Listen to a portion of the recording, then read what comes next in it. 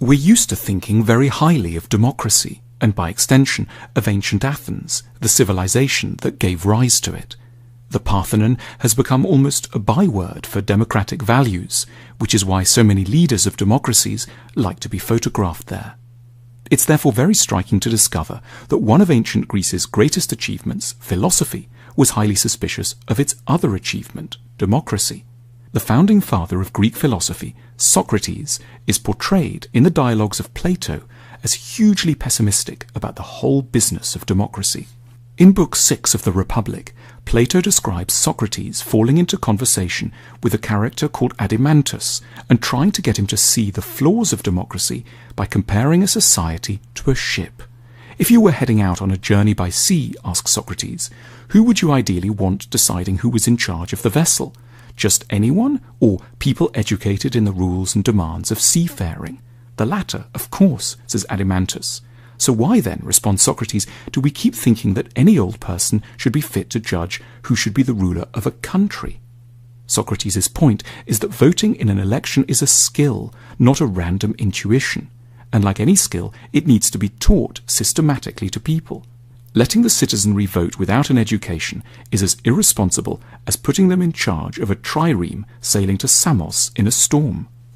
Socrates was to have first-hand catastrophic experience of the foolishness of voters. In 399 BC, the philosopher was put on trial on trumped-up charges of corrupting the youth of Athens. A jury of 500 Athenians was invited to weigh up the case and decided by a narrow margin that the philosopher was guilty.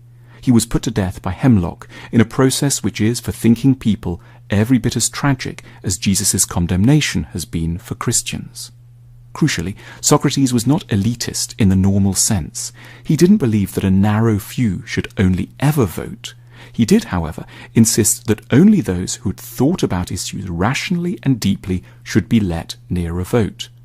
We have forgotten this distinction between an intellectual democracy and a democracy by birthright. We have given the vote to all without connecting it to wisdom. And Socrates knew exactly where that would lead, to a system the Greeks feared above all, demagoguery. Ancient Athens had painful experience of demagogues.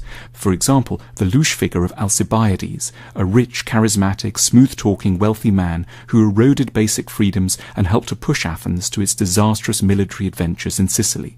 Socrates knew how easily people seeking election could exploit our desire for easy answers. He asked us to imagine an election debate between two candidates, one who was like a doctor and the other who was like a sweet shop owner.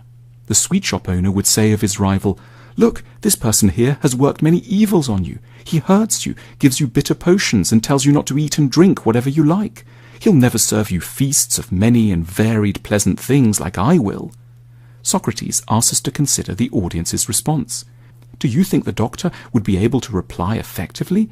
The true answer, "I cause you trouble and go against your desires in order to help you," would cause an uproar among the voters, don't you think?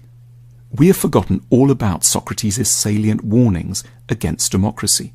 We have preferred to think of democracy as an unambiguous good rather than as something that is only ever as effective as the education system that surrounds it.